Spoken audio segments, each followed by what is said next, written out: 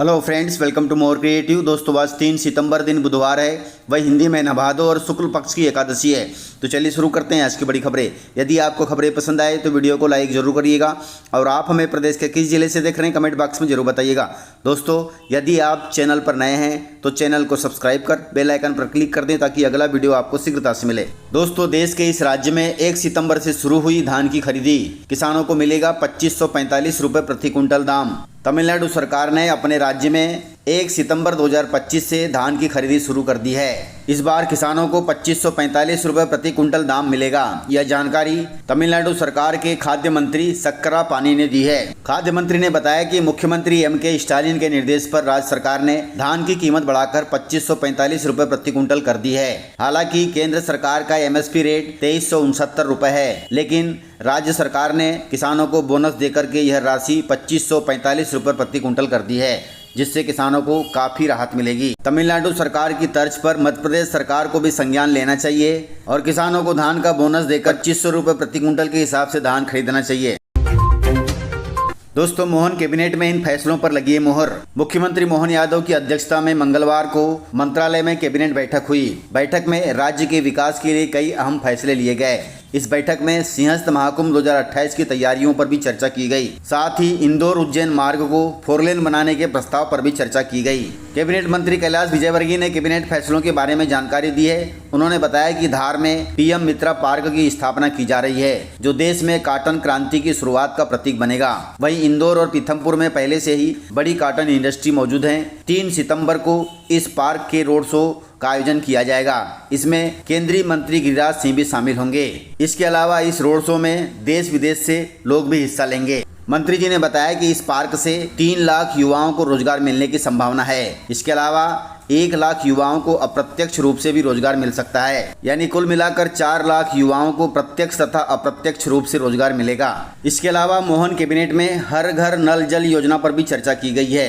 कैलाश विजयवर्गीय जी ने बताया कि मध्य प्रदेश में हर घर तक शुद्ध जल पहुंचाने के उद्देश्य से नल योजना को काफी सफलता मिली है। जल जीवन मिशन के तहत इस योजना का अच्छा क्रियान्वयन हुआ है, साथ ही इसे जल्द पूरा किया जाएगा।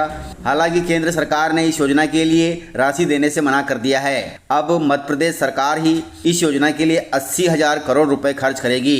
इस राशि से प्रदेश में नल जल योजना के अधूरे काम पूरे किए जाएंगे। इस प्रस्ताव पर भी कैबिनेट में मुहर लग गई है। इस प्रकार से अहम फैसले थे जो प्रदेश हित में हैं। दोस्तों शिक्षकों के लिए सुप्रीम कोर्ट ने लिया है बड़ा फैसला। सुप्रीम कोर्ट ने 1 सितंबर को आदेश दिया है कि सभी शिक्षकों को TET पास करना जरूरी होगा। निर्देश में कहा गया है कि जिन शिक्षकों की नौकरी में 5 साल से ज्यादा वक्त बचा है उन्हें TET क्वालिफाइड करना जरूरी होगा। ऐसा न करने पर उन्हें इस्तीफा देना होगा या फिर कंपलसरी रिटायरमेंट लेना होगा। इसके अलावा सुप्रीम कोर्ट के अनुसार जिन शिक्षकों की सेवा अवधि केवल 5 साल बची हुई है उन्हें TET पास करने की आवश्यकता नहीं होगी। वे रिटायरमेंट तक अपनी नौकरी पर बने रह सकते हैं। हालांकि यदि वे प्रमोशन चाहते हैं तो उन्हें TET पास करना अनिवार्य होगा। इस प्रकार से शिक्षकों के लिए सुप्रीम कोर्ट का आदेश है। अब इस आदेश को राज्य सरकार अपने शिक्षकों पर कब लागू करती है वह देखना होगा। दोस्तों केंद्रीय मंत्री ज्योतिरादित्य सिंधिया जी के पुत्र महाआर्यमन सिंधिया ने तोड़ा है रिकॉर्ड। दोस्तों मध्य प्रदेश क्रिकेट एसोसिएशन का नया चेयरमैन चुना जा चुका है। केंद्रीय मंत्री ज्योतिरादित्य सिंधिया जी के बेटे महाआर्यमन सिंधिया को निर्विरोध अध्यक्ष चुना गया है। महाआर्यमन सिंधिया क्रिकेट एसोसिएशन के सबसे युवा अध्यक्ष कहलाएंगे। इस पद को संभालने के बाद उन्होंने अपने दादा स्वर्गीय माधवराव सिंधिया और पिता ज्योतिरादित्य सिंधिया जी का रिकॉर्ड तोड़ दिया। वहीं महाआर्यमन सिंधिया के अध्यक्ष बनने पर सिंधिया परिवार के समर्थकों ने उन्हें बधाई दी है और वे बहुत खुश हैं। दोस्तों मध्य प्रदेश के अस्पतालों में कैशलेस इलाज को लेकर बड़ा फैसला आया है। आपको बताते चले कि 1 सितंबर से बीमा कंपनियों की कैशलेस सुविधा बंद होने की चर्चाओं के बीच ग्वालियर में फिलहाल मरीजों को राहत मिली है, क्योंकि ग्वालियर के अस्पतालों में बजाज एलायंस की कैशलेस सुविधा पहले की तरह जारी रहेगी। पिछले कुछ दिनों से खबरें आ रही थी कि 1 सितंबर से बीमा कंपनियां कैशलेस सुविधा बंद कर सकती है। इससे मरीजों को काफी दिक्कत होने वाली थी, लेकिन यह कैशलेस सुविधा अब जारी रहेगी। बीमा कंपनियों का कहना है कि फिलहाल किसी तरह का बदलाव नहीं हुआ है और कैशलेस सुविधा पहले की तरह मरीजों को उपलब्ध कराई जा रही है। यह सुविधा उन्हीं लोगों को मिलेगी जिन्होंने मेडिक्लेम या स्वास्थ्य बीमा करवाया है। दोस्तों इन दिनों मध्य प्रदेश में बच्चों पर एक साथ 3 वायरसों का अटैक हो रहा है, जिससे ज्यादातर बच्चे बीमार पड़ रहे हैं। मौसम में उतार चढ़ाव के कारण बच्चों में तेजी से वायरस संक्रमण फैल रहा है। इसकी वजह बच्चों में तेज बुखार, उल्टी, दस्त और बदन में दर्द के मामले बढ़े हैं। चिकित्सकों के अनुसार 3 प्रकार के वायरस हैं जो बच्चों को संक्रमित कर रहे हैं। वहीं चिकित्सकों ने सलाह दी है कि जो भी बच्चा बीमार पड़ता है उसे तुरंत अच्छे डॉक्टर से दिखवाएं। दोस्तों मानसून को लेकर बड़ा अपडेट आया है। 4 सितंबर से मध्य प्रदेश में तांडव मचाएगी बारिश। इस बार अगस्त में मानसून सीजन में कुछ दिन ही बारिश के दर्ज किए गए हैं। मौसम विभाग के मुताबिक जुलाई अगस्त के मुकाबले सितंबर का यह महीना तूफानी बारिश का महीना साबित हो सकता है। मौसम विभाग का अनुमान है कि अब तक हुई सीजन की बारिश के बाद सितंबर में होने वाली बारिश में मानसून सीजन 2025 का कोटा पूरा हो जाएगा, अर्थात सितंबर की बारिश में मध्य प्रदेश में मानसून का कोटा पूरा हो जाएगा। वहीं मौसम विभाग का कहना है कि 4 सितंबर को बारिश का एक और नया सिस्टम एक्टिव होने जा रहा है, जिसके बाद सितंबर में सबसे ज्यादा बारिश होने की संभावना है। 4 सितंबर से अगले 15 दिन तक तूफानी मानसूनी बारिश की चेतावनी जारी की गई है। इस दौरान मध्य प्रदेश के कई जिलों में भारी वर्षा तो कहीं अति भारी वर्षा हो सकती है, इसलिए सावधानी बरतें।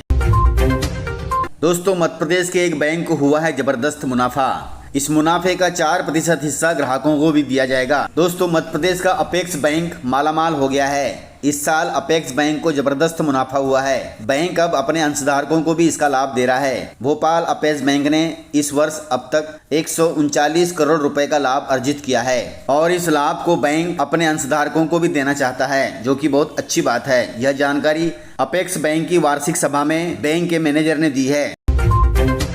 दोस्तों अफगानिस्तान में भूकंप पीड़ितों की मदद के लिए भारत ने भिजवाई है राहत सामग्री, जो कि बहुत अच्छी बात है। दोस्तों अफगानिस्तान में कुछ दिन पहले 6.0 तीव्रता का भूकंप आया था। इस भूकंप से मरने वालों की संख्या लगभग 1411 हो गई है, जबकि घायलों का आंकड़ा 3250 से ज्यादा हो चुका है। इस भूकंप त्रासदी के चलते अफगानिस्तान की तालिबान सरकार ने दुनिया भर से मदद मांगी है। इसके बाद भारत ने मदद के लिए 1000 टेंट काबुल भेजे हैं, साथ ही 15 टन खाने का सामान भी काबुल से कुन्हार भेजा है। वहीं भारत के विदेश मंत्री एस जयशंकर ने बताया कि भारत आगे भी अफगानिस्तान को राहत सामग्री भेजेगा, जो कि बहुत अच्छी बात है।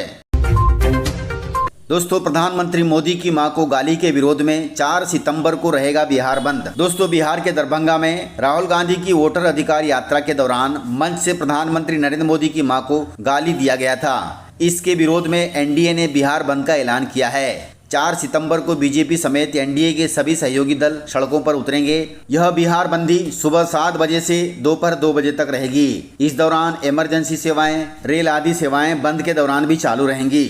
दोस्तों कांग्रेस द्वारा प्रधानमंत्री मोदी जी की मां को गाली दिया गया है, यह बहुत गलत बात है। इतनी नीची राजनीति नहीं करना चाहिए। इस प्रकार से खबरें थी। यदि आपको खबरें पसंद आई हो तो वीडियो को लाइक, शेयर एंड सब्सक्राइब जरूर करें। तो मिलते हैं सर अगले वीडियो में, तब तक के लिए जय हिंद, जय भारत, जय मध्य प्रदेश।